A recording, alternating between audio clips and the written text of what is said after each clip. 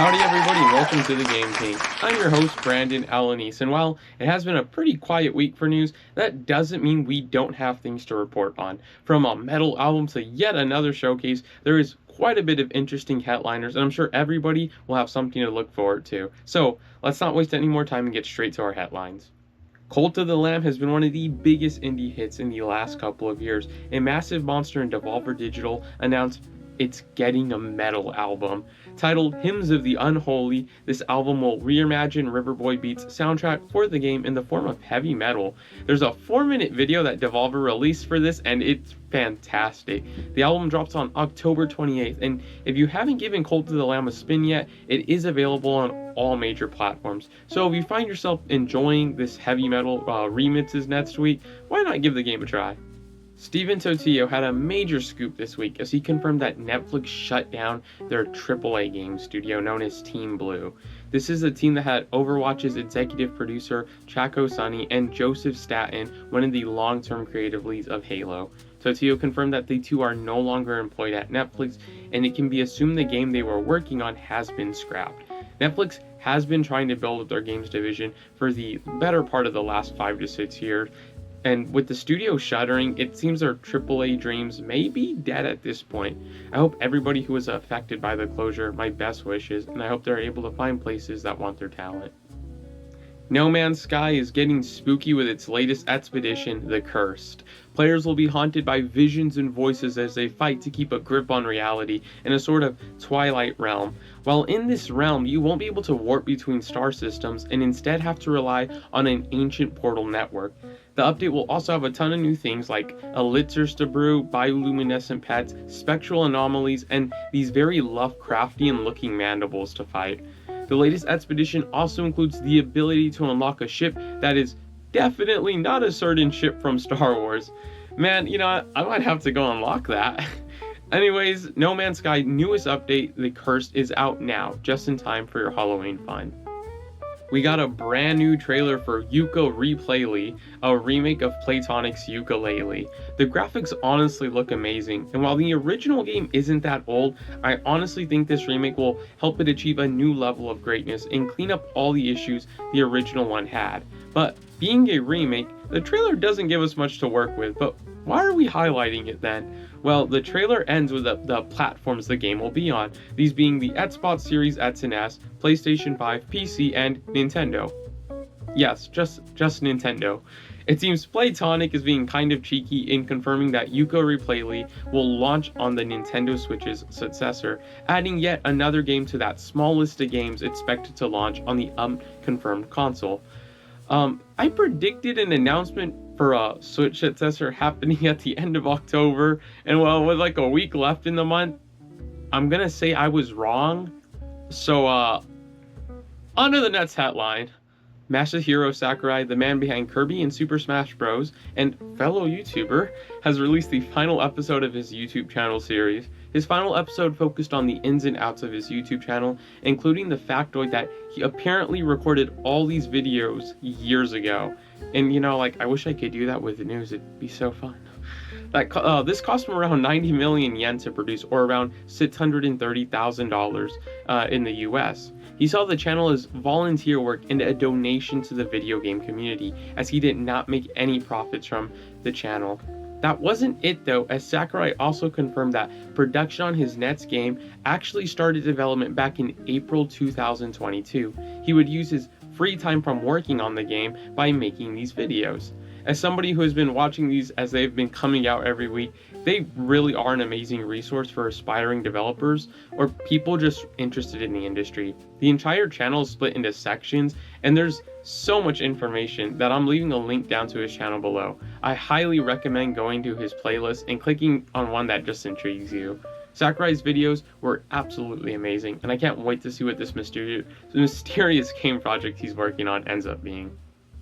The team that developed Prince of Persia: The Lost Crown was apparently broken up by Ubisoft after the game underperformed. It really sucks to see, since The Lost Crown has easily made itself known as one of the best games of the year. But the news isn't all that negative, since Ubisoft confirmed to Eurogamer that no developers were let go, but instead moved to different projects within Ubisoft Milan.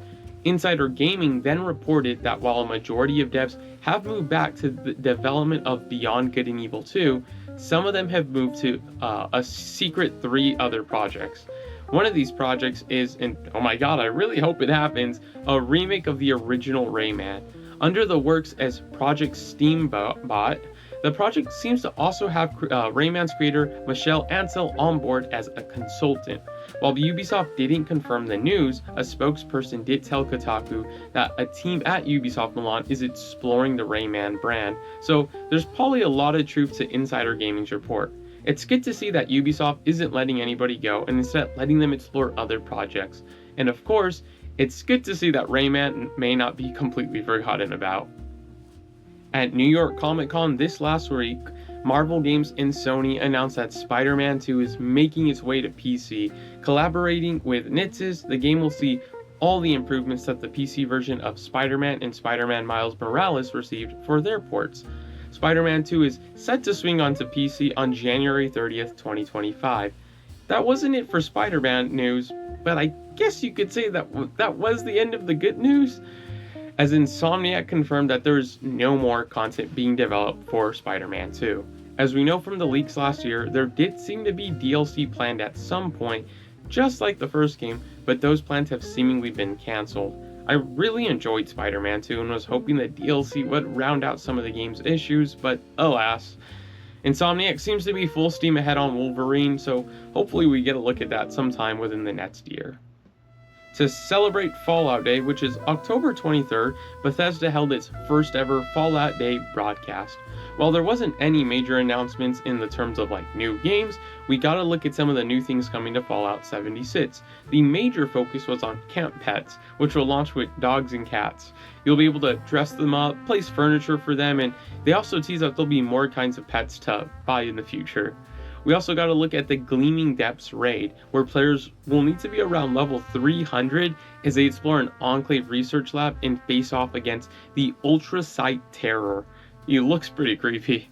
Bethesda also shared the first gameplay of the Ghoulification quest, which will let players become a ghoul, which also gives you the ability to no longer worry about radiation damage, as radiation will heal you instead.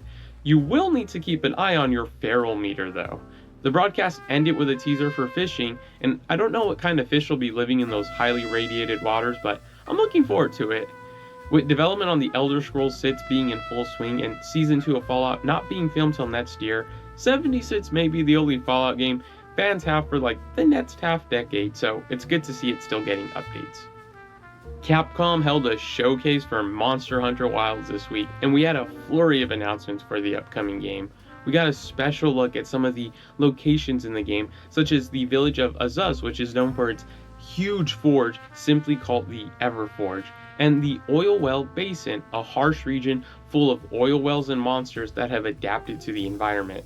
The Oil Well Basin will also be home to the Black Flame, the Apex players will face there. Also announced during the showcase was a Monster Hunter Wilds themed PS5 controller and faceplates. That red metallic on the controller actually looks pretty nice. The biggest announcement though was the open beta test, which will take place at 2 times. An early test from October 28th to October 30th for PlayStation Plus users, and then an open crossplay test for PS5, Xbox Series X and S, and Steam from October 31st to November 3rd. The open beta will let players create their character and import them into the full game on release, trial the story, and go on a hunt for Dashuguma. I hope I didn't butcher that. So, if you have any interest in Monster Hunter, now would be the perfect time to give it a spin, as the open beta will be completely free. Monster Hunter Wilds is still set to launch on February 28th, 2025. And that's basically it for the week. This was a quieter week for news, but I hope you enjoyed the video anyways.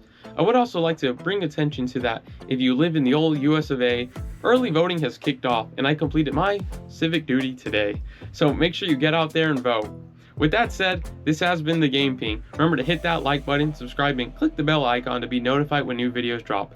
I've been your host, Brandon Alanis. See you all soon.